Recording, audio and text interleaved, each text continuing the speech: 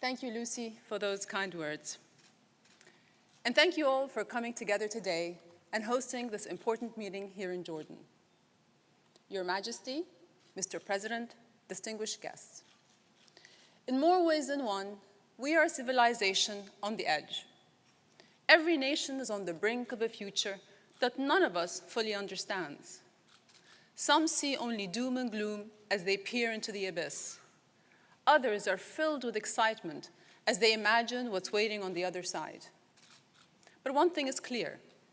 If we are to make it across the chasm, we cannot do it one small step at a time. Living on the edge means being bold with new partnerships, new playbooks, new resources, and most of all, the confidence, courage, and commitment to take a flying leap. There is much to discuss, and I won't attempt to preview everything here. But I'd like to highlight a few key themes we will all have to confront. First is the pace of the oncoming change. It's moving faster than we are, and it's moving much faster than any revolution we've faced before. It took more than 100 years to transition from farms to factories. Yet, it could take us fewer than 10 to shift from factories to smart factories, where sensors, robotics, and system-wide integration transform the very act of production. Combine that with demographic change, and we face a perilous risk, especially in this part of the world, where 60% of our people are under 30. Already, 2 in 5 graduates in the Arab region cannot find a job. That's before the age of automation is fully upon us. And now, some experts predict that machines will take over entry-level jobs. So how will young people in our region and around the world ever acquire the experience they need to get ahead? We all know that in part, the answer lies in reimagining education, in preparing rising generations to thrive in this new time.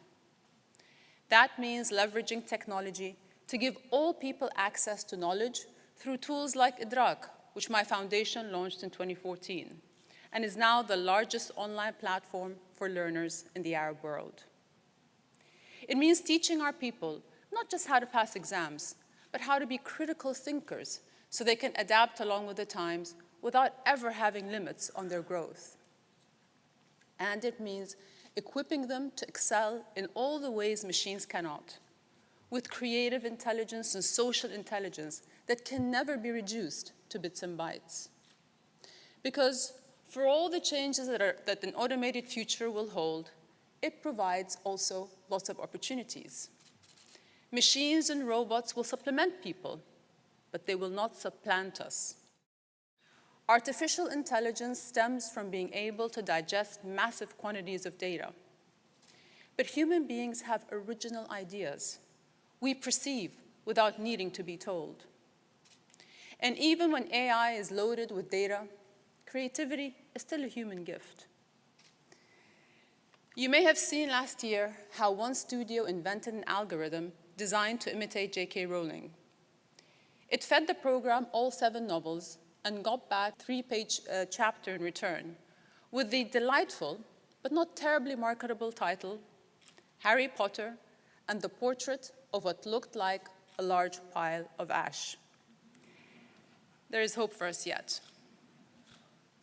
Indeed, people may find that being freed from routine tasks ushers in an explosion of innovation. Yes, some jobs will disappear, but others will evolve or emerge, just as the advent of the ATM upgraded the role of the bank teller. And digital platforms like ride-hailing apps have created whole new workforces around them. And AI will provide us with exciting new tools to improve people's lives, from better predicting crop yields, to assessing damage after natural disasters, to providing earlier, more accurate diagnosis of disease, to assisting with surgeries, minimizing recovery time and infection risk. We also know that new technologies can help us make big gains in productivity, generating economic growth and spurring new demand. In this way, as Daniel Susskind has argued, automation can be an ally, solving one of the biggest problems we face: how to grow the economic pie. The challenge then will be to ensure that everybody gets a slice. Right now, we know that opportunity and prosperity are far from equitably shared. The World Economic Forum has found that we in the MENA region realize only 62% of our human potential. Part of the reason is that we are leaving people, notably women, out of the workforce. And we are not the only countries to be leaving critical talent on the table. The future of work must be a future of inclusion in order to fully succeed. Yet, rising inequality in many EBRD countries is making that mission harder. Populism is on the rise. Complex questions are being met with crude answers, and short-term fixes are putting long-term stability at risk. Here, on the edge, it's tempting to cling to what feels familiar and safe. But we need bold leaders, and leaders who are bold enough to reach in new directions. Leaders who will push us to be our best selves instead of stoking the worst of our impulses. After all, the future of work is really the future of people. And even as we grapple with the digital codes that are redefining our lives in real time, there are older codes that still require our attention. Human codes like empathy, compassion, understanding, that can influence and guide our actions. Today, here in Jordan, every 7th person is a Syrian refugee. When we were considering what to do about the crisis in Syria and how we could help our neighbors in need, we did not leave it up to a machine. If we had, it likely would have crunched the numbers and shut down our border immediately. Artificial intelligence is no match for lived experience. No algorithm's power will ever equal a human heart.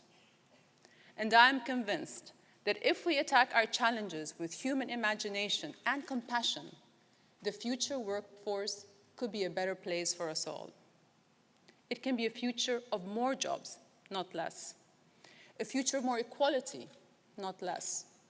A future of more prosperity, not less. A future worth making the leap. So let me end with the aspiration and a poem by Christopher Logue. Come to the edge, we might fall. Come to the edge, it's too high. Come to the edge. And they came, and he pushed, and they flew. Thank you all very much.